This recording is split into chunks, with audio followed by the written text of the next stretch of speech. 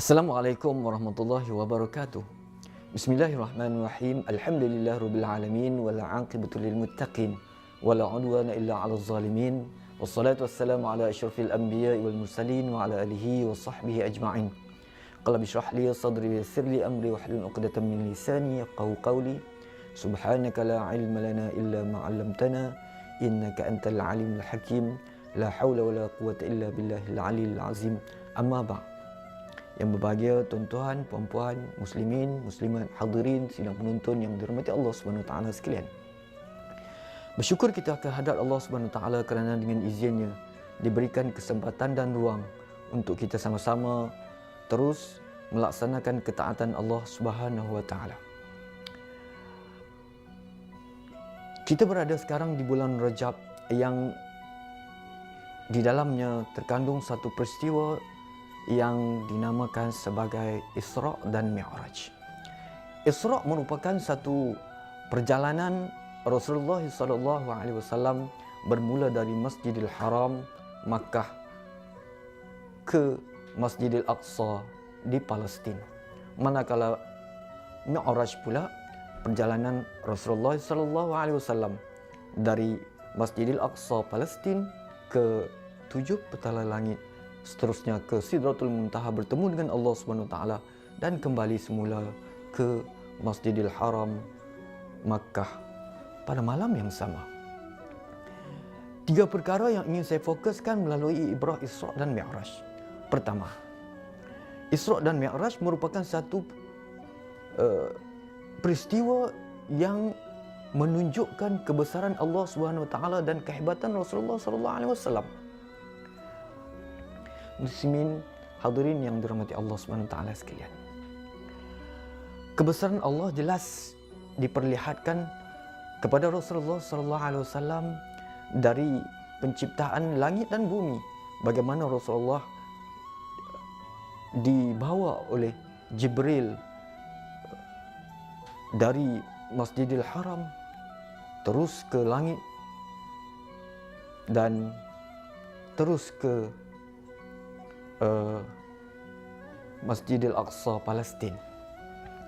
Ini menunjukkan satu perjalanan yang cukup hebat yang hanya boleh dilaksanakan oleh kekuasaan keagungan Allah Subhanahu Wa Taala.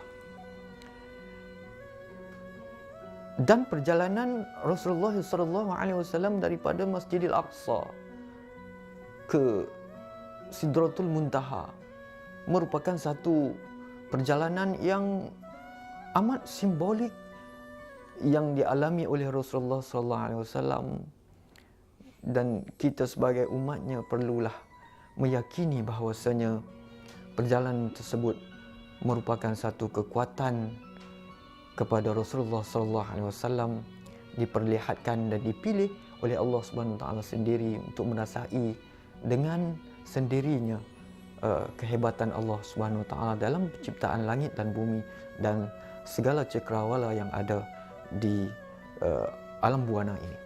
Muslimin hadirin yang dirahmati Allah Subhanahu Wa Taala. Ibrah yang kedua adalah kefarduan solat yang diberikan kepada umat Nabi Muhammad sallallahu alaihi wasallam. Rasulullah sallallahu alaihi wasallam kembali ke Makkah dengan membawa satu perkara yang amat penting kepada kita semua dalam kita menjalani kehidupan seharian, iaitu solat, kefarduan solat waktu 5 kali sehari semalam, bermula dengan subuh, zuhur, asar, maghrib dan isyak. Kefarduan solat ini perlu dilaksanakan dengan sebaik mungkin di awal waktu, di masjid dan surau berdekatan, berjemaah, dan boleh ditambah dengan sunat-sunat, solat-solat sunat yang boleh dijadikan amalan kita seharian. Kerana solat merupakan satu perkara yang paling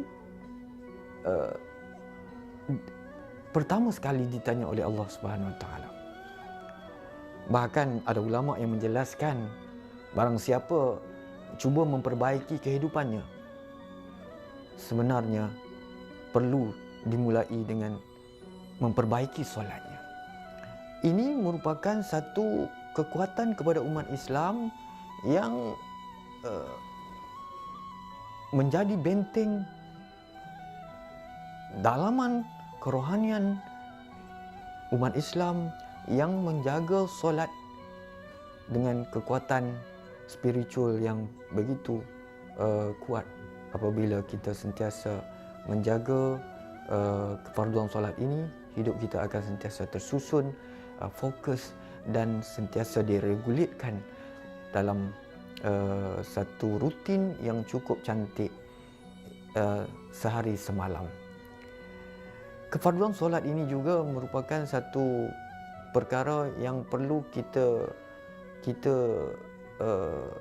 galakkan kepada ahli keluarga kita, sahabat handai kita, office mate kita, bahkan di mana saja kita berada.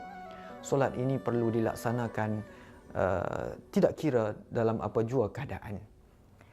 Dan solat amat dituntut kepada kita semua untuk dilaksanakan dengan sesempurna mungkin agar kita menjadi umat yang sentiasa patuh akan perintah Allah Subhanahu Wa Taala dan sentiasa menghindarkan perkara-perkara mungkar dan perkara-perkara yang dimurkai oleh Allah Subhanahu Wa Taala. Ibrah yang ketiga adalah apabila kita berada dalam kesedihan, kembalilah kepada Allah Subhanahu Wa Taala. Hari ini kita melihat pelbagai senario-senario konflik kekeluargaan dan juga perkara-perkara yang boleh mengundang kegelisahan dan kesedihan kepada emosi individu, tidak kira dalam apa jua situasi. Bahkan kita di perkhidmatan TDM juga tidak terkecuali dari situasi tersebut.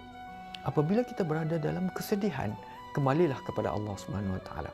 Sebagaimana peristiwa Isra dan Mi'raj, Allah memberikan satu kekuatan kepada Rasulullah yang berada dalam kesedihan yang baru sahaja kematian isterinya Sayyidatina Khadijah dan juga bapa saudaranya Abi Talib. Kesedihan ini dihiburkan melalui perjalanan Isra dan Mi'raj.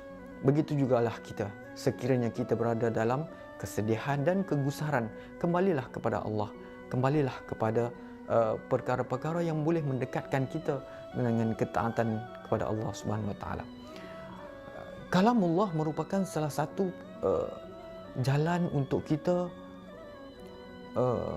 menjadikan hati sentiasa tenang dan tenteram dalam melalui liku-liku kehidupan. Jadi perbanyakkanlah bacaan-bacaan Al-Quran dan zikrullah. Mudah-mudahan kehidupan kita sentiasa diridai oleh Allah Subhanahu Wa Taala. Sebagai kesimpulannya, 3 perkara yang saya jelaskan sebentar tadi, ibrah daripada Isra dan Mi'raj bolehlah kita jadikan satu kekuatan kepada kita untuk menjadi panduan kehidupan kita dalam melaksanakan tugas dan tanggungjawab kita sehari-hari. Saya mendoakan mudah-mudahan kita semua berada dalam maghfirah dan keridhaan Allah Subhanahu Wa Taala dan sentiasalah melaksanakan ketaatan kepada Allah Subhanahu Wa Taala. Mudah-mudahan kita berada dalam perlindungan dan pemeliharaan Allah Subhanahu Wa Taala. Yang baik daripada Allah Subhanahu Wa Taala, yang buruk dan lemah itu adalah kekurangan, kelemahan saya sebagai manusia biasa. Saya mohon keampunan. Sekian, wabillahi taufiq wal hidayah. Wassalamualaikum warahmatullahi wabarakatuh.